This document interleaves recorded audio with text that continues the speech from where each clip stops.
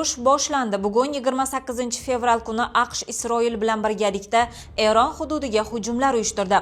Ushbu harakatni isroilliklar Magen Yehuda deb nomladi.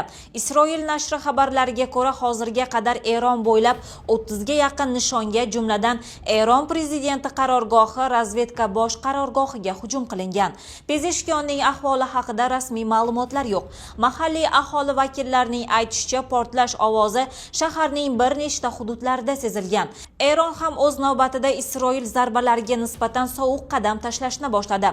Mamlakatning barcha hududlari to'liq ish rejimidan zarur operatsiyalarga o'tkazildi. Favqulodda holat e'lon qilinishidan oldinroq Buyuk Britaniya va AQSh xavfsizlik vaziyati keskinlashgani sababli o'z diplomatlarini Erondan vaqtincha chiqarib olgan hamda fuqarolariga ushbu mamlakatga safar qilmaslikni tavsiya etgan edi. O'zbekiston va jahon miqyosidagi eng so'nggi xabarlarni Qalampir.uzda kuzatishni davom eting.